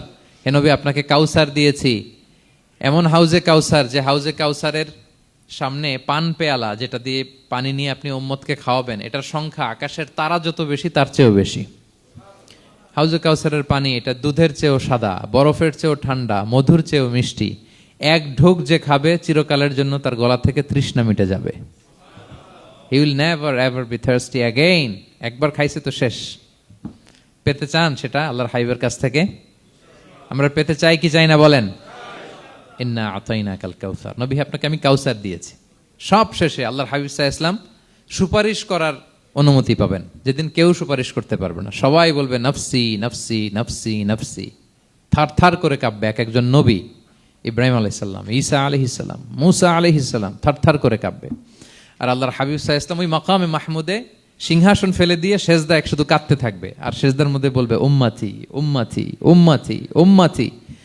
হে আল্লাহ আপনি আমার গুনাহগার উম্মতকে বাঁচান, আল্লাহ আপনি আমার গুনাহগার উম্মতকে বাঁচান, আল্লাহ আপনি আমার গুনাহগার উম্মতকে বাঁচান। আল্লাহ তাআলা এটা সহ্য করতে না পেরে জিবরাইল আলাইহিস সালামকে বলবেন যে ওয়াসআলহু মা ইউবকিক, জিবরাইল যাও জিজ্ঞেস করো তো আমার বন্ধু এত কাঁদে কেন, কি চায় জিজ্ঞেস করো। তো আল্লাহর হাবিব সাল্লাল্লাহু আলাইহি ওয়াসাল্লাম বলবেন আল্লাহুম্মা উম্মতি উম্মতি, আল্লাহ আমার উম্মতকে বাঁচান, আমার গুনাহগার উম্মতকে বাঁচান। আল্লাহ তাআলা এবার জিবরাইল মারফত বলবেন যে ইযহাব ইলা মুহাম্মদ সাল্লাল্লাহু আলাইহি ওয়াসাল্লাম, যাও মুহাম্মদের কাছে যাও, ওয়াকুল লাহু, তাকে বলো দুনিয়াতে যেমনি কখনো কষ্ট পেতে দেই নাই, বারবার তাকে হ্যাপি করেছি, খুশি করেছি। ওয়া ইন্না সানুরদিকা ফি উম্মাতিকা ওয়ালা নাসুউক, আজকের এই কঠিন দিনেও আমার হাবিবকে আমি কষ্ট দিব না, তার উম্মতের ব্যাপারেও তাকে আমি খুশি করে দেব। তার গুনাহগার উম্মতের ব্যাপারেও আজকে মুহাম্মদ সাল্লাল্লাহু আলাইহি ওয়াসাল্লামকে আমি খুশি করে দেব। আল্লাহর হাবিব সাল্লাল্লাহু আলাইহি ওয়াসাল্লাম তখন সুপারিশ শুরু করবেন। আল্লাহু আকবার, আল্লাহু আকবার। ওয়ালা সাউফা ইউতিকা রাব্বুকা ফাতারদা। নবী হে আপনাকে এত নেয়ামত দিব আপনি নিয়ে কুলাতে পারবেন না। সব শেষে এই গুনাহগার উম্মতকে সুপারিশ করে জাহান্নাম থেকে নাম কাটিয়ে সবাইকে নিয়ে তিনি একটা ফ্ল্যাগ হাতে নিয়ে তিনি জান্নাতের দিকে ছুটবেন। ওই ফ্ল্যাগের মধ্যে লেখা থাকবে আলহামদু। কি লেখা থাকবে? মানে প্রশংসা, প্রশংসার পতাকা। নিজেও তো প্রশংসিত। মুহাম্মদ মানে কি জানেন? মুহাম্মদ মানে কি? প্রশংসিত। এই কারণে মুহাম্মদ সাল্লাল্লাহু আলাইহি ওয়াসাল্লামকে মক্কার লোকেরা গালি দিয়েও শান্তি পেত না। মানে যদি বলি এই প্রশংসিত লোকটা খারাপ, কথাটা হইল? প্রথমে আগে বলা লাগে কি? প্রশংসিত। মুহাম্মদ মানে কি? এই জন্য মক্কার লোকেরা রাসূল সাল্লাল্লাহু আলাইহি ওয়াসাল্লামকে মুহাম্মদ না বলে ডাকতো মুদাম্মাম, মানে নিন্দিত। তো মুদাম্মাম তো রাসূলের নাম না, রাসূল সাল্লাল্লাহু আলাইহি ওয়াসাল্লামের নাম কি? মুহাম্মদ, প্রশংসিত। এই জন্য গালি দিয়েও তারা মজা করতে পারতো না, সুবিধা করতে পারতো না। গালি দিলেও আগে প্রশংসা করে নেওয়া লাগতো। প্রথমে বলতো মুহাম্মদ পাগল, এরকম বলতো নাউযুবিল্লাহ, তার মানে প্রশংসিত লোকটা পাগল হইলো, এটা গালি হয়েছে? ঘুরে ফিরে তো প্রশংসাই হয়ে গেল। তো আল্লাহর হাবিব সাল্লাল্লাহু আলাইহি ওয়াসাল্লাম লিওয়াউল হামদ, প্রশংসার ফ্ল্যাগ নিয়ে বিশাল উম্মতকে নিয়ে জান্নাতে অভিমুখে যাবেন এবং জান্নাতের দরজায় হি উইল বি দা প্রথম নক করবেন উনি। তখন জান্নাতের রক্ষী ফেরেশতা বলবে মান আনতা, কে? আল্লাহর হাবিব সাল্লাল্লাহু আলাইহি ওয়াসাল্লাম বলবেন আনা মুহাম্মদ, আমি মুহাম্মদ। তো ফেরেশতা বলবে আমরা দাঁড়ায় আছি এজন্য আল্লাহ বলে দিয়েছেন মুহাম্মাদের আগে কাউকে যেন এন্ট্রি দেয়া না হয়। আপনার আগে যেন কারোর জন্য জান্নাতের দরজা না খুলি, স্পেশাল উপর থেকে অর্ডার আছে। আপনি যেহেতু নক করেছেন, ওয়েলকাম, আসেন। পুরো উম্মাহ নিয়ে আল্লাহর হাবিব সাল্লাল্লাহু আলাইহি ওয়াসাল্লাম জান্নাতে ঢুকবেন। ওয়ালা সাউফা ইউতিকা রাব্বুকা ফাতারদা, নবী হে, আপনাকে অচিরেই এত নেয়ামত দিব আপনি সন্তুষ্ট হয়ে যাবেন। প্রথম দুইটা শপথ গেল, এরপর তিনটা সুসংবাদ গেল। এরপর আল্লাহ তাআলা অতীতে যে নবীর পাশে ছিলেন, অতীতে যে বিভিন্ন নেয়ামত দিয়ে আল্লাহর হাবিব সাল্লাল্লাহু আলাইহি ওয়াসাল্লামকে আল্লাহ তাআলা ধন্য করেছেন, এগুলো রিমাইন্ডার দিচ্ছেন যে নবী আপনি কেন চিন্তিত হন, আমি আগেও ছিলাম আপনার সাথে, এখনো আছি, ভবিষ্যতেও থাকবো। তিনি বললেন আলাম ইয়াজিদকা ইয়াতীমান ফাআওয়া, তিনি কি আপনাকে ইয়াতীম অবস্থায় পাননি, তিনি কি আপনাকে আশ্রয় দেননি? আপনারা জানেন আল্লাহর হাবিব সাল্লাল্লাহু আলাইহি ওয়াসাল্লাম যখন মায়ের পেটে, তখনই তার পিতা দুনিয়া থেকে ইন্তেকাল করেছেন। মায়ের পেটে তার বয়স হচ্ছে 6 মাস, দুনিয়াতে আসেননি আল্লাহর হাবিব সাল্লাল্লাহু আলাইহি ওয়াসাল্লাম রাহমাতাল লিল আলামিন। মায়ের পেটে থাকা অবস্থায় বাবা হারিয়েছেন, দুনিয়াতে আসলেন 6 বছর বয়সে, তিনি মাকে হারিয়েছেন। কয় বছর বয়সে? 6 বছর। তারপর মায়ের ইন্তেকালের পরে দাদার কাছে, আব্দুল মুত্তালিবের কাছে লালিত পালিত হতে লাগলেন। 8 বছর বয়সে দাদাও ইন্তেকাল করলেন। বাবা চলে গেলেন জন্মের আগে, মা চলে গেলেন 6 বছর মানে শিশু থাকতে। 8 বছর বয়সে তো শিশু, দাদাও চলে গেলেন। 8 বছর বয়স থেকে আল্লাহর হাবিব সাল্লাল্লাহু আলাইহি ওয়াসাল্লাম চাচার কাছে এতিম অবস্থায় লালিত পালিত হতে লাগলেন। এবং আবু তালেব এত ভালোবাসতো, ইমান আনে নাই, শেষ পর্যন্ত ইমান আনেনি, শিরকের উপরে ইন্তেকাল করেছে, কিন্তু আল্লাহর হাবিব সাল্লাল্লাহু আলাইহি ওয়াসাল্লামকে এত ভালোবেসেছেন। বাবার যে কি মানে পিতৃ স্নেহের যে কি মায়া, এটা বুঝতে দেন নাই কখনো, এটার অভাব কখনো তিনি টের পান নাই। ওনার যে বাবা নাই, আবু তালেবের কারণে এতটা ভালোবেসেছেন। তার মানে কখনোই রাসূল সাল্লাল্লাহু আলাইহি ওয়াসাল্লামকে লালন পালন, রক্ষণাবেক্ষণ, টেক কেয়ারের কোনো গ্যাপ আল্লাহ তাআলা রাখেননি। হালিমাতু সাদিয়ার কাছে, পরে মায়ের কাছে, উম্মে আইমানের কাছে, দাদা আব্দুল মুত্তালিবের কাছে, পরে চাচার কাছে, একটার পর একটা স্লট বাই স্লট রেডি। সেটাই স্মরণ করে দিলেন যে নবী এমন তো হয় নাই যে আপনাকে লালন পালনের জন্য কেউ ছিল না। আলাম ইয়াজিদকা ইয়াতীমান ফাআওয়া, আপনার রব কি আপনাকে ইয়াতীম অবস্থায় আশ্রয়ের ব্যবস্থা করে দেননি? মানে তখন তো আমি ছিলাম আপনার সাথে, কেউ ছিল না, তখন তো আমি ছিলাম। তো আপনারা তো ভয় কিসের? আপনি হতাশ হবেন না, নিরাশ হবেন না, হাল ছাড়বেন না আপনি। তাহলে প্রিয় ভাইরা, আল্লাহর হাবিব সাল্লাল্লাহু আলাইহি ওয়াসাল্লাম ইয়াতীম অবস্থায় পৃথিবীতে এসেছিলেন এবং এজন্য ইয়াতীমের সাথে ভালো আচরণ তিনি করতে বলতেন আল্লাহর হাবিব সাল্লাল্লাহু আলাইহি ওয়াসাল্লাম। যারা এতিমকে ভালোবাসে, আল্লাহ তাদেরকে ভালোবাসে। এবং আল্লাহর হাবিব সাল্লাল্লাহু আলাইহি ওয়াসাল্লাম বলতেন আনা ওয়া কাফিলুল ইয়াতীমি ফিল জান্নাতি কাহাতাইন, আমি এবং এতিমের রক্ষণাবেক্ষণকারী এইভাবে প্রতিবেশীর মতো জান্নাতে থাকব। এই 2 আঙ্গুলের মাঝে যেমনি গ্যাপ নাই, আমার আর এতিমের রক্ষণাবেক্ষণকারী তার বাড়ির মাঝখানে কোনো গ্যাপ থাকবে না জান্নাতে। We will be neighbour in paradise, জান্নাতে এরকম আমরা কাছাকাছি থাকবো। আল্লাহু আকবার পড়েন।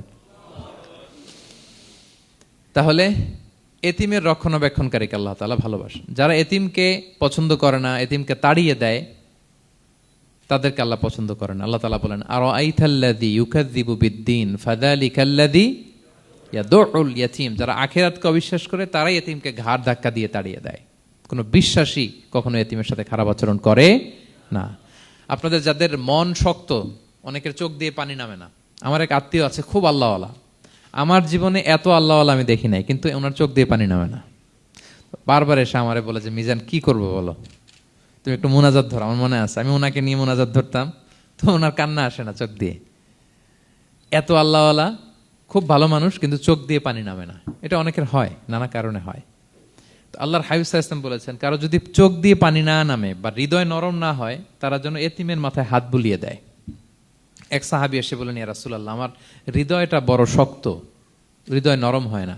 রাসূল সাল্লাল্লাহু আলাইহি ওয়াসাল্লাম বললেন, তাই? আচ্ছা। আতুহিব্বু আন ইয়ালিনা কলবুক, তুমি কি চাও তোমার হৃদয় নরম হোক, ওয়া তুদরাকা হাজাতুক, এবং তোমার আশা পূরণ হোক? তিনি বললেন, হ্যাঁ। তখন রাসূল সাল্লাল্লাহু আলাইহি ওয়াসাল্লাম বললেন, ইরহামিল ইয়াতীম, এতিমের উপর রহম করো।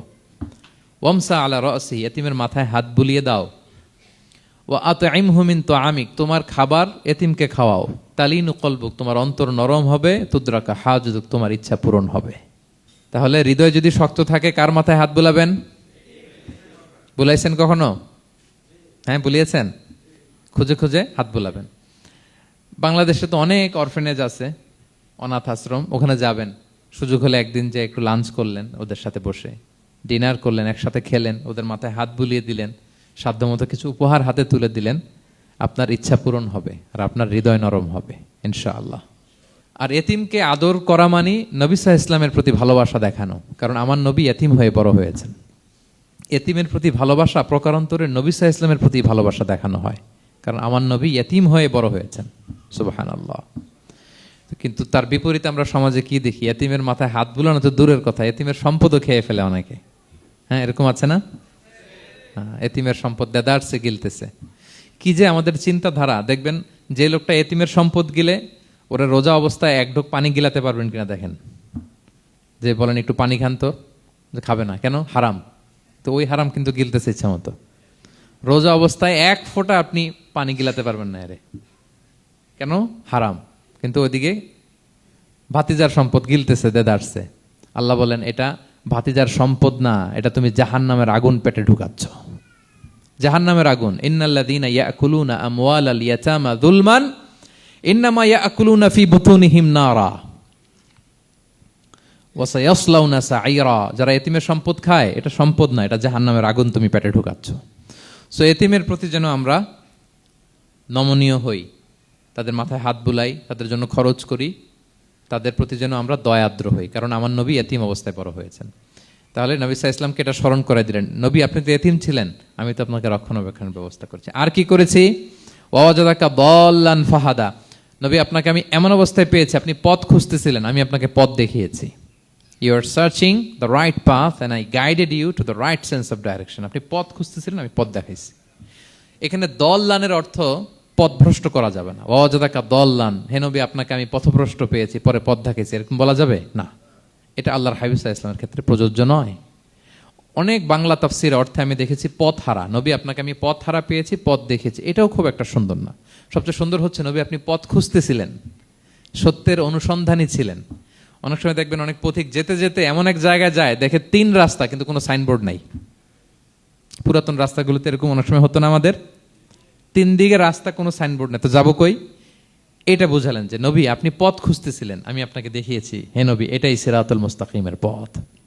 ওয়াজাদাকা দাল্লান ফাহাদা, আপনি পথ খুঁজতেছিলেন, আমি আপনাকে পথ দেখিয়েছি। তো ছোটবেলায় সাথে ছিলাম, পথ খুঁজতেছিলেন, পথ দেখালাম, আমি আপনার ভুললাম কোথায়? কাফিরদের কথায় মন খারাপ করেন কেন যে তারা বলে আমি আপনাকে ভুলেছি, ছেড়েছি? নো, নেভার এভার, আমি আপনার সাথেই আছি। তারপর আল্লাহ তাআলা বললেন, ওয়াজাদাকা আইলান ফাআগনা, তিনি আপনাকে রিক্ত হস্ত, নিঃস্ব পেয়েছেন, সম্পদহীন অবস্থায় পেয়েছেন, পরে সম্পদশালী করেছেন। সুবহানাল্লাহ। আল্লাহর হাবিব সাল্লাল্লাহু আলাইহি ওয়াসাল্লাম শুরুতে সম্পদের অত যোগান ছিল না, পরে খাদিজা রাদিয়াল্লাহু তাআলা আনহার সাথে যখন বিয়ে হলো, আল্লাহ তাআলা সম্পদের কষ্ট দূর করলেন, কারণ খাদিজা রাদিয়াল্লাহু তাআলা আনহা অনেক বড় ব্যবসায়ী ছিলেন।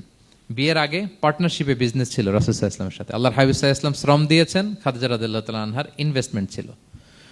তো ওই শ্রমে খাদিজা রাদিয়াল্লাহু তাআলা আনহার এক বান্ধবী, তিনি এমন প্রশংসা করলেন এসে আল্লাহর হাবিব সাল্লাল্লাহু আলাইহি ওয়াসাল্লামের ব্যাপারে, যে এমন লোক আমি দেখি নাই, ওনার কথা বার্তা, চলন, কথন, ডিলিং সব আলাদা। পুরো কাফেলার মধ্যে উনি একরকম, পুরো কাফেলা আরেক রকম। এই কথা শুনে তো খাদিজা রাদিয়াল্লাহু তাআলা আনহা আকৃষ্ট হলেন যে এরকম একজন সৎ লোকই তো আমার চাই। প্রস্তাব দেয়া হলো, চাচাদের কাছে বিয়ে হয়ে গেল। এবং বিয়ের পরে খাদিজা রাদিয়াল্লাহু তাআলা আনহা নারীদের মধ্যে সর্বপ্রথম শাহাদা বাক্য পড়ে মুসলমান হয়েছিলেন। নিজের সব সম্পদ আল্লাহর হাবিব সাল্লাল্লাহু আলাইহি ওয়াসাল্লামের পায়ের সামনে এনে দিয়ে দিলেন, ইয়া রাসূলুল্লাহ আমার সম্পদ মানে আপনার সম্পদ, ইসলামের জন্য যত মনে চায় আপনি খরচ করেন। ওয়াজাদাকা আইলান ফাআগনা, আপনাকে আল্লাহ নিঃস্ব পেয়েছেন, সম্পদের ব্যবস্থা করে দিলেন। পরবর্তীতে মদিনায় যে খায়বার যুদ্ধের পরে অনেক সম্পদের ব্যবস্থা আল্লাহ তাআলা করে দিয়েছিলেন। তাহলে ছোটবেলায় ইয়াতিম ছিলেন, আল্লাহ টেক কেয়ার করলেন। পথ খুঁজতেছিলেন, আল্লাহ পথ দেখায় দিলেন। আর্থিক সমস্যা ছিল, এটাও আল্লাহ দূর করে দিলেন। এবার আল্লাহ তাআলা বিষ্ণু ঈসা ইসলামকে 3টা ওয়ার্ক প্ল্যান দিবেন, কর্মসূচি। 1 নম্বর কর্মসূচি হচ্ছে আম্মাল ইয়াতীমা ফালা তাকহার, নবী খবরদার এতিমের সাথে কখনো কঠোর আচরণ করবেন না। 1 নম্বর কর্মসূচি, কারণ আপনিই তো এতিম ছিলেন। এতিমের দুঃখ আপনি না বুঝলে বুঝবে কে? এতিমের সাথে কখনো কঠোর হবেন না। আল্লাহর হাবিব সাল্লাল্লাহু আলাইহি ওয়াসাল্লাম কখনো এতিমের সাথে কঠোর হন না। এতিম তো দূর কি বাত, কারোর সাথে তিনি কঠোর হন না। ওনার কাছে চাইলে উনি না বলতে পারতেন না। নো, নাই, দিব না, এটা বলতে জানতেন না। নো ওনার ডিকশনারিতে ছিল না, চাইলেই দিতেন। একবার আল্লাহর হাবিব সাল্লাল্লাহু আলাইহি ওয়াসাল্লামের কাছে একটা জামা, কয়টা? আপনার জামা কয়টা? আমার জামা কয়টা? জুব্বা তখন কয়টা ছিল? মাত্র একটা। এক ফরিয়াদি এসে বলে, ইয়া রাসূলুল্লাহ আতিনি কামিসান, আমার একটা জামা দেন, আমার জামা নাই। নবী সাল্লাল্লাহু আলাইহি ওয়াসাল্লামের জামা কয়টা তখন? ওনার কাছে চাইলে উনি না বলতে পারতেন, খুলে দিয়ে দিচ্ছেন, নাও। এখন ওনার জামা আছে কয়টা? তো জামাও নাই, বেরও হতে পারে না। কি এক মুসিবত! আল্লাহ তাআলা আয়াত নাজিল করলেন, ওয়াল্লাযীনা ইযা আনফাকু লাম ইউসরিফু ওয়া লাম ইয়াকতুরু ওয়া কানা বাইনা যালিকা কাওয়ামা। নবী হে, যারা বিশ্বাসী তারা দানের সময় ভারসাম্য করবে। মানে অনেকগুলো থাকলে আপনার একটা দিতেন, ছিলই যখন একটা, ওইটার হকদার তো ফরিয়াদির চেয়ে আপনি বেশি। এখন যে দিয়ে দিলেন, আপনি পড়বেন কি? অনেকগুলো থাকলে না হয় আপনি দিতেন, ছিলই একটা, এটার সবচেয়ে যোগ্য, অধিকতম যোগ্য এবং হকদার তো আপনি। সুবহানাল্লাহ, সুবহান। কি নবী ছিল, কি নবী ছিল! না বলতে পারতেন না, মানুষকে ফিরিয়ে দিতে জানতেন না। আল্লাহ বললেন, নবী হে, আপনার প্রথম কর্মসূচি ফাআম্মাল ইয়াতীমা ফালা তাকহার, খবরদার এতিমকে কখনো, এতিমের প্রতি কঠোর হবেন না। 1 নম্বর কর্মসূচি। এটা শুধু নবীর জন্য কর্মসূচি নাকি আমাদের জন্য না? হ্যাঁ, সবার জন্য। এতিমদের সাথে যেন আমরা রূঢ় ভাষী না হই, তাদের সাথে যেন রূঢ় আচরণ না করি। 2 নাম্বার, ও আম্মা সাইলা ফালা তানহার, ফরিয়াদিকে ধমক দিবেন না, হাত পাতলে ধমক দিবেন না। আমরা অনেক সময় ধমক দেই, আপনারা দেন কখনো?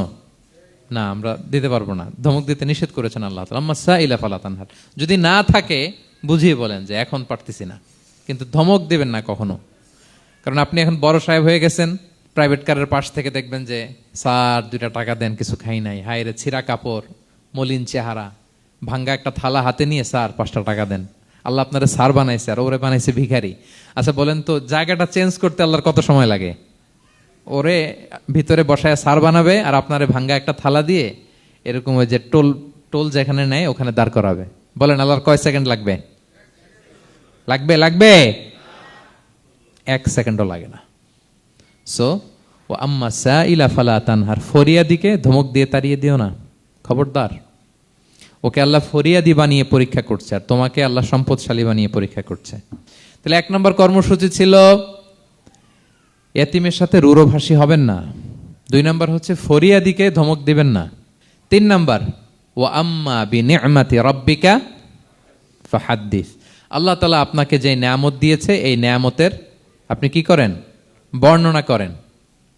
ও আম্মা বিনিআমাতি রাব্বিকা ফাহাদ্দিস, আল্লাহ নেয়ামতের বর্ণনা করেন, শুকরিয়া করেন।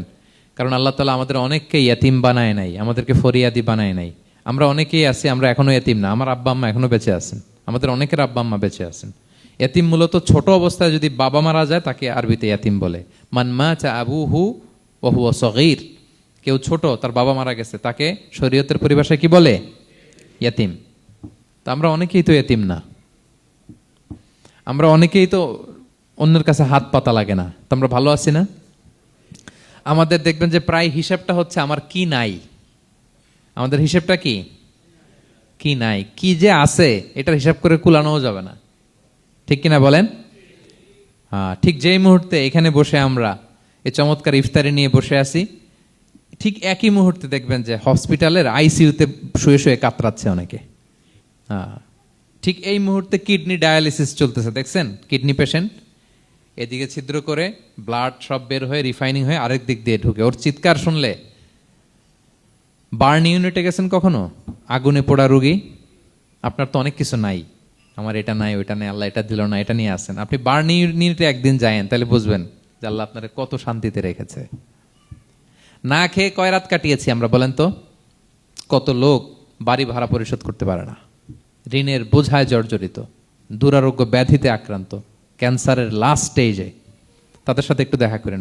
ফোর্থ স্টেজে চলে আসছে ক্যান্সার পেশেন্ট, তার চেহারা, তার খাবার, তার চলাফেরা, কিভাবে তার প্রতিটা সেকেন্ড কাটে, একটু দেখে আসবেন, তাইলে বুঝবেন যে কত আল্লাহর দেয়া নেয়ামতের সাগরে হাবুডুবু খাই আমরা। এই জন্য আল্লাহ বলেছেন 3 নম্বর কর্মসূচি হচ্ছে ওয়া আম্মা বিনি'মাতি রাব্বিকা ফাহাদ্দিস, আল্লাহর নেয়ামতের শুকরগুজার হও। আল্লাহ যে নেয়ামত দিয়েছে এই নেয়ামত তুমি বর্ণনা করো। অনেকে আছে আল্লাহর নেয়ামত দিলে ওটা প্রকাশ করতে চায় না, এটা আল্লাহ পছন্দ করে না। মানে আপনি যদি অনেক সম্পদশালী হন, আপনি সুন্দর পরিচ্ছন্ন জামা পরবেন, মানুষকে দান করবেন, আপনার বাড়ি ঘর সুন্দর হবে, এটা নিষেধ নয়, এটা ভালো। আপনি আল্লাহর দেয়া নেয়ামত ব্যবহার করতে পারবেন এবং বলতেও পারবেন, কিন্তু শুকরান লা ফখরান, শুকরিয়া স্বরূপ বলবেন, ফখর করে অহংকার করে না। বলতে পারেন আলহামদুলিল্লাহ, আল্লাহ তাআলা আমাকে 4টা ছেলে দান করেছে, 4 জন হাফেজ, আল্লাহ তাআলা আমাকে থাকার মতো একটা ঘর দিয়েছে, একটা বাড়ি দিয়েছে, একটা গাড়ি দিয়েছে, সম্মান নিয়ে সমাজে চলার মতো আল্লাহ তাআলা আমাকে দিয়েছেন। এটা যদি আপনি শুকরিয়া স্বরূপ বলেন, এটাতে সমস্যা নেই, কিন্তু অহংকার নিয়ে বলা যাবে না। ইন্নাল্লাহা ইউহিব্বু আইয়ারা আসারা নি'মাতিহি আলা আবদিহি, আল্লাহ তাআলা যে নেয়ামত তার বান্দাকে দিল, ওইটার একটা নমুনা দেখতে আল্লাহ পছন্দ করে। আল্লাহ বানাইছে আপনার বিলিয়নিয়ার, আপনি হচ্ছেন ছেঁড়াপাড়া জামা পরে চলেন, হবে? বানাইছে আল্লাহ তাআলা আপনাকে অনেক সম্পদশালী, আপনার চলা ফেরা কোনো রুচিই নাই, এটা হইলো না। আল্লাহ চায় যে তোমার যে নেয়ামত দিছে এটার একটা নমুনা তোমার মধ্যে থাক, এটাও শুকরগুজার হওয়ার একটা আলামত। তাহলে 3 নম্বর কর্মসূচি কি? ওয়া আম্মা বিনি'মাতি রাব্বিকা ফাহাদ্দিস, আল্লাহর নেয়ামতের শুকরগুজার হও, আল্লাহ তাআলা যে নেয়ামত দিয়েছে সেটা বর্ণনা করো। তাহলে প্রিয় ভাইয়েরা, সূরাতুদ দোহা এটা হচ্ছে একটা মোটিভেশনাল সূরা, আশা জাগানিয়া সূরা, অ্যান্টি ডিপ্রেশন বলি আমি এই সূরাটাকে। ডিপ্রেশন থাকলে চলে যাবে, কারণ ওয়ালাল আখিরাতু খায়রুল লাকা মিনাল উলা, হে নবী আপনার পরবর্তী সময় আপনার পূর্ববর্তী সময়ের চেয়ে ভালো। সবসময় আশাবাদী হবেন। সূরা দোহার 1 নম্বর শিক্ষা হচ্ছে বি অপটিমিস্টিক, মানে অপটিমিজম, আশাবাদী হওয়া, নিরাশ হওয়া যাবে না। বিশ্বাসীদের, মুমিন মুসলিমের ডিকশনারিতে হতাশা নিরাশা নাই, আমার ডিকশনারিতে অন্তত নাই, আপনাদের আছে কিনা জানি না। আজকে থেকে বলেন আপনাদের ডিকশনারিতে হতাশা নিরাশা রাখবেন? আমাদের কোনো হতাশা নাই, নিরাশা নাই, কারণ আমরা যে পরিস্থিতিতে থাকি না কেন আমাদের সাথে কে আছেন? লা তাহজান ইন্নাল্লাহা মা'ানা, চিন্তিত হয়ো না, আল্লাহ আমার সাথে আছেন। আল্লাহ আমার সাথে আছেন বললেই দেখবেন মুস্কানের মতো এক তাকবীর আপনার মুখ দিয়ে বেরোচ্ছে, এমন এনার্জি বেরোচ্ছে, গোটা বিশ্ব আপনি জয় করে ফেলবেন তখন। এটাই আমাদের সবচেয়ে বড় পাওয়ার। আমাদের সাথে কে আছে? ইন্নাল্লাহা মা'ানা, আল্লাহ তাআলা আমাদের সাথে আছেন। তাহলে সূরা দোহার আজকের তাফসীরের 1 নম্বর লেসন হচ্ছে optimism. Believer should be optimistic always. বিশ্বাসীরা আশাবাদী হয়, নিরাশ হয় না, হতাশ হয় না, হাল ছাড়ে না। বিশ্বাসীরা ভরসা রাখে এক মহান সত্তার উপর। আওয়াজ করে বলেন তো তিনি কে? আল্লাহর উপর ভরসা রাখে, আমরা নিরাশ হই না। 2 নাম্বার শিক্ষা হচ্ছে গ্রেটফুলনেস, কৃতজ্ঞতা। আপনার জীবনে অনেক কিছু আছে, নাই নাই বলবেন না, শুধু কমপ্লেইন করবেন না। অনেকে দেখবেন শুধু অভিযোগ, এটা নাই ওইটা নাই, এই পাইলাম না, ওর আছে এটা, ওর, আমার সাথে কেন এমন হয়, আমার সাথে শুধু আমার সমস্যা। এগুলো যারা বলে তাদেরকে আল্লাহ নেয়ামত আরো ছিনিয়ে নেয়। বরং যারা অল্প পেয়েও বলে আলহামদুলিল্লাহ, তাদেরকে নেয়ামত দেওয়ার ধারাবাহিকতা আল্লাহ তাআলা অব্যাহত রাখেন। সব অবস্থায় আলহামদুলিল্লাহ, যে কোনো পরিস্থিতিতে, যে কোনো অবস্থায় কি বলবো আমরা? আপনি খেয়াল করে দেখেন না যে আপনার কি কি আছে, কত কিছু যে আপনার আছে, অবাক করা। 3 নাম্বার কাইন্ডনেস। 3 নাম্বার লেসন হচ্ছে কাইন্ডনেস, দয়া। আমরা যেন অন্যের প্রতি দয়াশীল হই। আপনি অন্যের প্রতি দয়ালু হলে আপনার প্রতি দয়ালু হবো কে? ওয়াল্লাহু ফি আউনি আবদিহি মা দামাল আবদু ফি আউনি আখি। আল্লাহ ততক্ষণ পর্যন্ত কোনো বান্দার সাহায্যে থাকে যতক্ষণ পর্যন্ত ওই বান্দা তার ভাইয়ের সাহায্যে থাকে। তাহলে বলেন তো, আল্লাহর সাহায্য পাওয়ার প্রথম শর্ত কি? অন্যের জন্য সাহায্যের হাত বাড়িয়ে দেওয়া। তাহলে মনে থাকবে তো? নাকি এতিমকে ধাক্কা দিয়ে বের করে দিবেন? ফরিয়াদিকে ধমক দিবেন একটা? বড় সাহেব তো আপনি, বড় স্যার, খবরদার। তাহলে 1 নম্বর লেসন অপটিমিজম। আমরা হতাশ হব না, হতাশা আমাদের ডায়েরিতে নাই, আমরা আশাবাদী, আমরা আল্লাহর রহম ভরসার ভিখারি, ঠিক কিনা বলেন? 2 নম্বর লেসন হচ্ছে গ্রেটফুলনেস। আমরা সবসময় আল্লাহর প্রতি শুকরগুজার হব, কৃতজ্ঞ হব। আল্লাহর হাবিব সাল্লাল্লাহু আলাইহি ওয়াসাল্লাম বলতেন, আল্লাহুম্মা জাআলনি সাবুরা ওয়া জাআলনি শাকুরা ওয়া জাআলনি ফি আইনি সগীরা ওয়া ফি আয়ুনিন নাসি কাবীরা। আল্লাহ আপনি আমাকে ধৈর্যশীল বান্দা বানান, আপনি আমাকে শুকরগুজার বানান। আল্লাহ আমার চোখে আমাকে ছোট বানান, আল্লাহ গোটা বিশ্বের মানুষের চোখে, জনতার চোখে আমাকে বড় বানান। আওয়াজ করে পড়েন আমিন। এই দোয়াটা বেশি বেশি পড়বেন। আর সব শেষে আমরা যেন কাইন্ড হতে পারি, অন্যের প্রতি দয়ালু হতে পারি। যে রহম করে সে রহম প্রাপ্ত হয়, যে অন্যকে দয়া দেখায় সে আল্লাহর পক্ষ থেকে দয়া পায়। আল্লাহ তাআলা আমাদের সবাইকে কথাগুলো বোঝার ও আমল করার তৌফিক দান করুক। হাযা মা ইনদি ওয়াল ইলমু ইনদাল্লাহি আলাইহি তাওয়াক্কালতু ওয়া ইলাইহি উনীব। আসসালামু আলাইকুম ওয়া রাহমাতুল্লাহি ওয়া বারাকাতুহু।